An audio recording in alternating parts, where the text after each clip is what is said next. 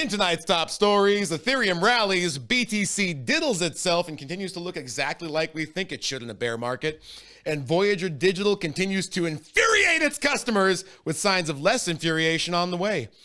If only we can get over the fact that we have no idea how Chapter 11 bankruptcy works and should just leave everything to the professionals with expensive law degrees. Good evening. I'm Joey Crypto, the Boat Day edition. Woo! Because to hell with these markets. I'm going to be on the water and you can all fucking suck it. Ajax is out yet again as he examines his investment decisions over the last 2 years in a fugue state and tries to decide if daddy really loved him enough or not. Bitcoin continues to Bitcoin, more or less exactly as everyone thinks it should, and many think it should not. If you're smart, which for the kid in the back of the class that's not listening, means not a fucking moron like myself, you will just stick to buying Bitcoin every day and hell with anything higher risk than that. Please, for Christ's sake, save yourself the trouble and just set your money on fire rather than lose it to someone that doesn't deserve it in an online crypto marketplace run predominantly by men that think money will solve their problems. Bitcoin near 2-year lows? Buy the shit out of it. Bitcoin near all-time highs? Maybe buy a little fucking less. And stop chasing what could be empty fucking bags. Damn it, it really is that simple. Ethereum ain't looking too shabby at all lately, my dear friends, and that I trust about as much as my ex-wife with my debit card, which is to say, 1, not at all, and 2, I used to, but it's my money now, bitch. Apparently, though, my ex has been railing coke off the backs of sushi plate hookers together, though, with former BitMEX CEO Arthur Hayes, as he predicts that Ethereum could hit $5,000 by the end of March 2023.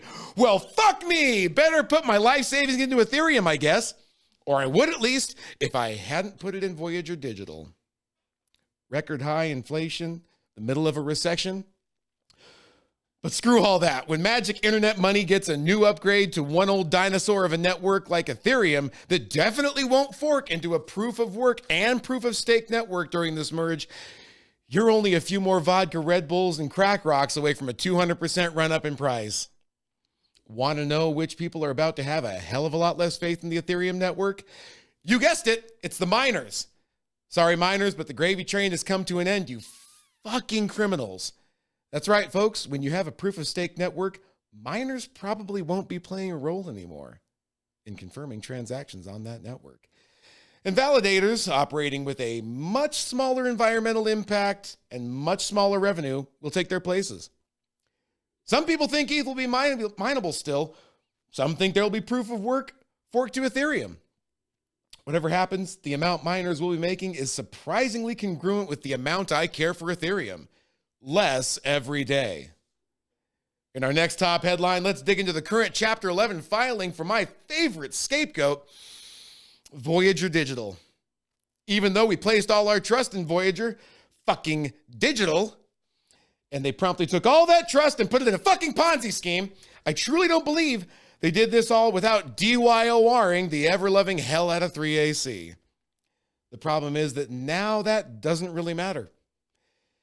And we're all waiting to see who reanimates the rotting corpse of the once great crypto brokerage into a Frankenstein monster that Mary Shelley would be proud of until the kids from Scooby-Doo unmasked the goddamn thing and we realized it was all the affable head of marketing, Amateo Ra, this entire time.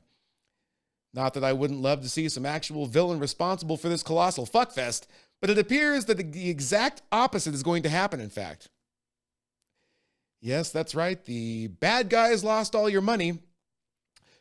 They're going to need a little more of it to keep this rudderless sinking ship afloat long enough to set it on fire. Bonuses are indeed being paid out to retain some of the more necessary personnel at Voyager. And while this is fairly common occurrence in Chapter 11 filings and companies dealing with Chapter 11 restructuring, Twitter gives absolutely zero fucks about it.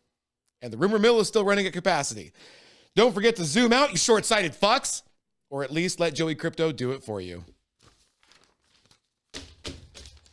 Maybe, just maybe, there's a tiny bit of precedent for actions that may seem ridiculous at the time. But it's just the way we've always done it, so to hell with the fucking consequences. It should be noted that despite horrifying precedent and historical precedent, I actually don't enjoy being painfully taken advantage of by the crypto markets. Just like the bouncers at the strip club told me last weekend, it's time you should leave. So rather than overstay my entirely unmerited welcome, I bid you good night, and may all your ups and downs be on the charts, rather than the ups and downs my wife's boyfriend is experiencing under the covers right now. Just like me, Joey Crypto, hope everyone has a good night.